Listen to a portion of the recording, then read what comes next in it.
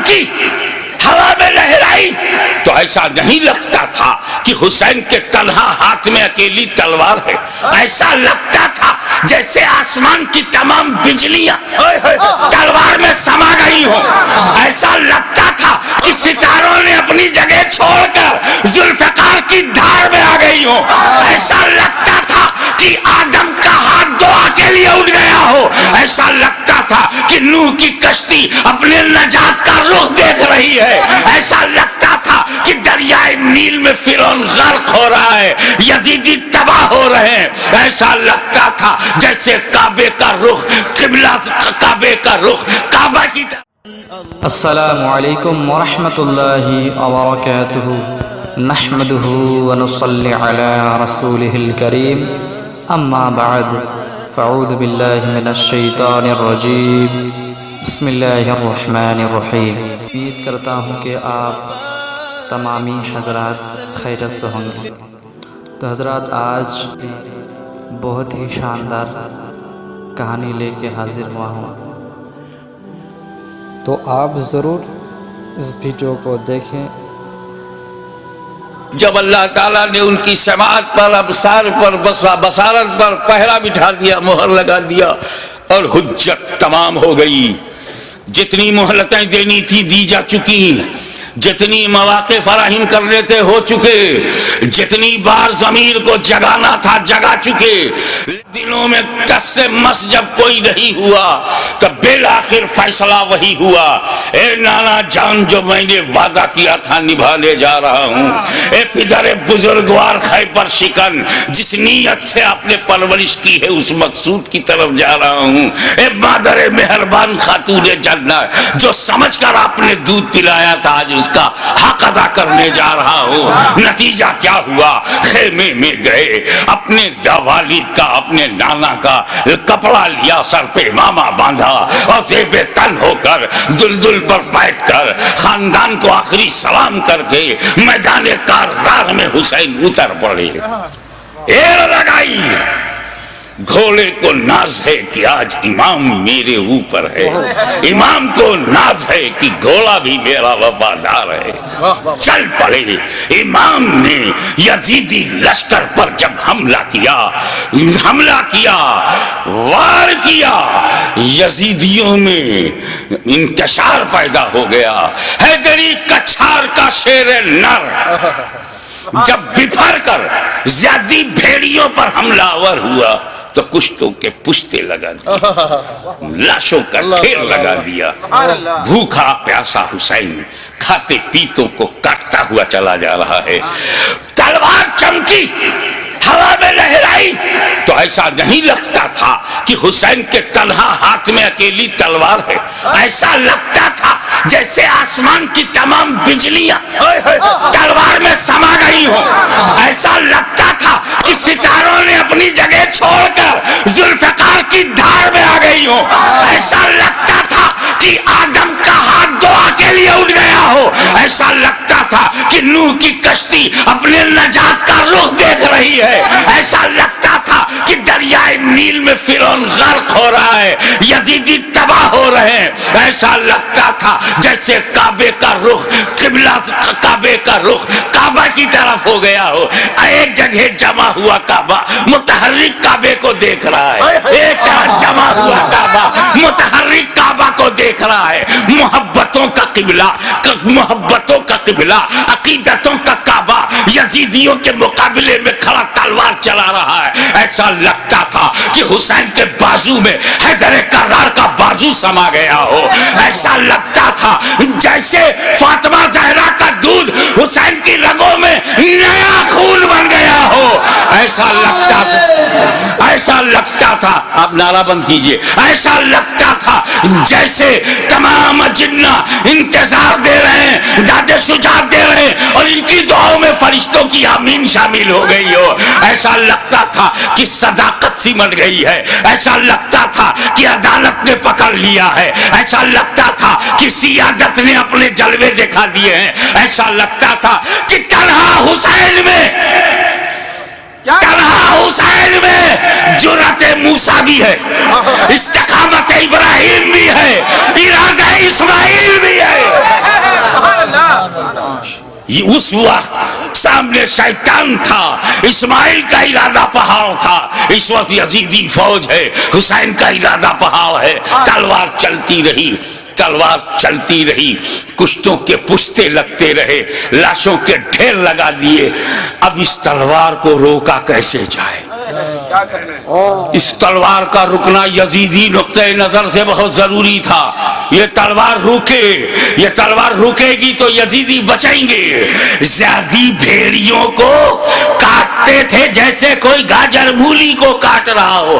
میمنہ پر حملہ آور ہوا تو میمنہ صاف ہو گیا. شیر خدا میسرے کی طرف رخ کرتا ہے، میسرہ صاف ہو گیا. یزید کے قلب پر حملہ کرتا ہے، لشکر کا قلب صاف ہو جاتا ہے. اب پریشانی.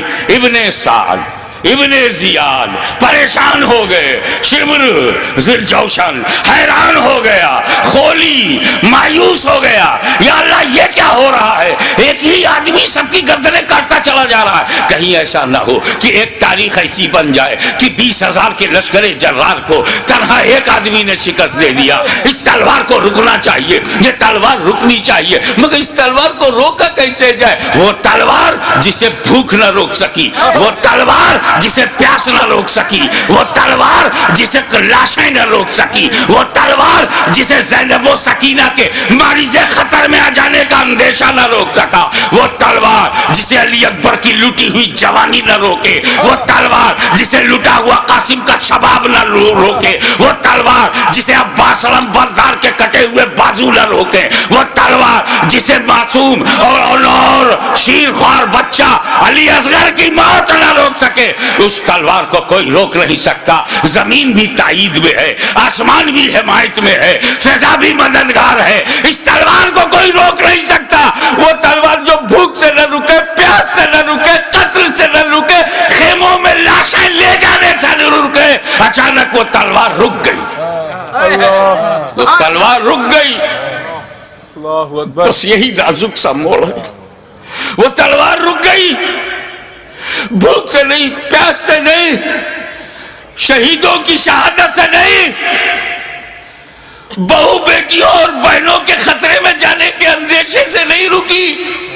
وہ تلوار اس لیے رک گئی کہ نماز کا وقت ہو گیا. سبحان اللہ، نماز کا وقت ہو گیا. اتر پڑے زخمی، تیروں سے بدن چھلی، نیزوں کی مار.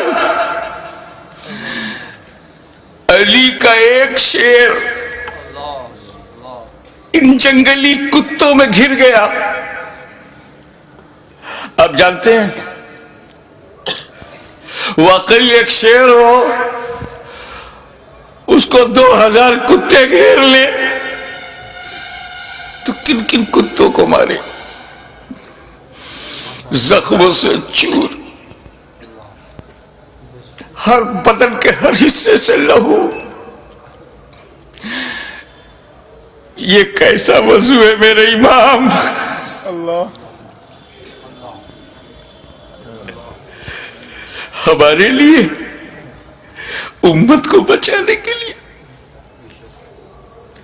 رسول پاک نے پیٹ میں پتھر باندھ کے جو امت بنائی تھی اس کو بچانے کے لیے اتنی بڑی قربانی. یا اللہ یا اللہ.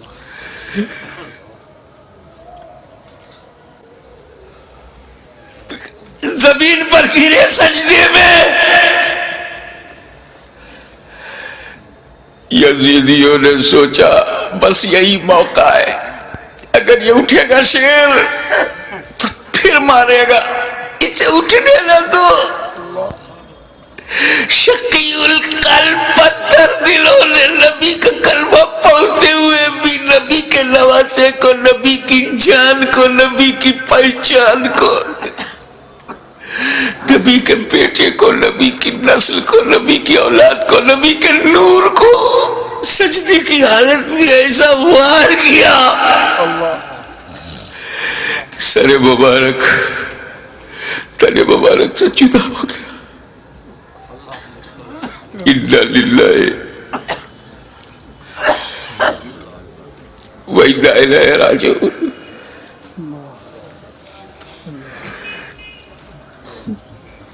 کٹ گیا، گردن کٹ گئی. سنی مسلمانوں، گردن کٹ گئی. کون سی گردن؟ جس کو تمہارا ہمارا نبی چوما کرتا تھا، کٹ گئی. کعبے کے ایک پتھر کو میرے نبی نے ایک بار چوما، حجر اسود کو. قیامت تک لوگ چومیں گے، مگر حسین کے گلے کو تو نبی نے بار بار چوما تھا، بار بار چوما تھا. تم کہتے ہو حسین کا گلا کٹا، حسین کا گلا کٹا. میری دل سے پوچھ، بوسہ گاہ مصطفیٰ کٹ گئی، بوسہ گاہ رسول کو کاٹ دیا. حسین کا گلا کٹا ہوگا تو لب مصطفیٰ پہ کیا گزری ہوگی.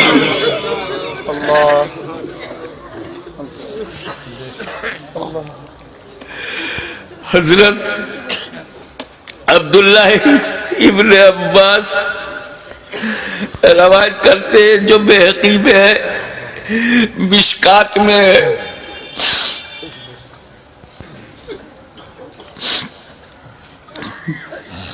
کہ ام المومنین ام سلمہ نے خواب میں دیکھا کہ حضور صلی اللہ علیہ وسلم کے ہاتھ میں شیشہ ہے. پوچھا یا رسول اللہ یہ کیا ہے؟ کہا یہ میرے بیٹے حسین اور کربلا کے شہیدوں کا خون میں صبح سے اس میں جمع کر رہا ہوں. رسول مبارک کی ریشی مبارک پر غبار بالوں میں بکھرا، ہاتھ میں شہدائے کربلا کا لہو. کتنا دل دکھ گیا ہوگا رسول پاک کا.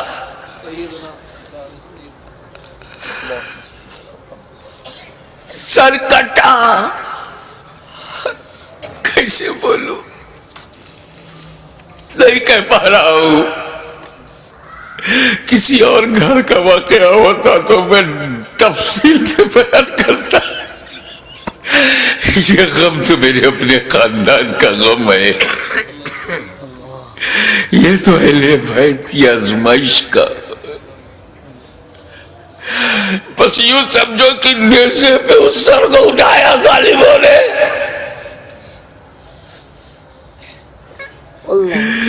نیزے پہ اٹھانے کا مطلب کچھ سمجھ میں آیا؟ گردن کٹ گئی، نیزے کو رکھا گا اس گلی میں جس سے رسول پاک کا لعاب دہن گزرا تھا، وہ گلا جس سے خاتون جنت کا جنتی دودھ گزرا تھا، جس پر علی مرتضیٰ کے دیے ہوئے لقمے گزرے تھے. امام علی مقام کے گلے میں وہ گلا کٹا ہوا دیکھا ہوگا نا، جب گلا کٹتا ہے تو ایک اسی میں ڈال دیا. ارے جسے نبی چومتے تھے اس پہ تم نے نوکے نیزا. یزیدیوں، تم نے کل بھی حسین کو ستایا تھا، آج بھی ستا رہے ہو. فرق یہ ہے کہ کل نوکے نیزا سے تکلیف پہنچائی تھی، آج اپنی تقریروں میں نوکے زبان سے تکلیف پہنچا رہے ہو، نوکے قلم سے تکلیف پہنچا رہے ہو. یاد رکھو حسین نے امت کو اسی لیے بچایا ہے کہ ساری زندگی امت حسین پر قربان ہوتی رہے گی، حسین پر ہم اپنی جان دیتے رہیں گے. نیزے پہ اٹھا لیا، یہ تو ہندوستان کا کوئی اتیاچاری بھی نہیں کرتا. نیزے پہ اٹھا لیا، حسین کے سر مبارک کو نوکے نیزہ پہ رکھ کر اٹھا دیا.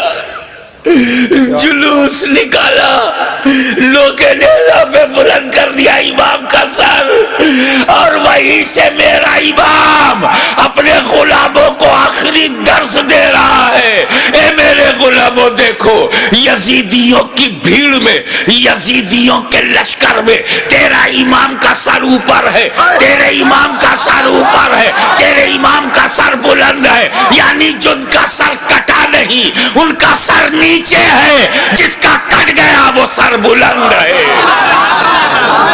تبھی تو غریب نواز نے کہا سرداد نداد دست در دست یزید حقا کی بنائے لا الہ حسین وآخر دعوانا الحمدللہ رب العالمین۔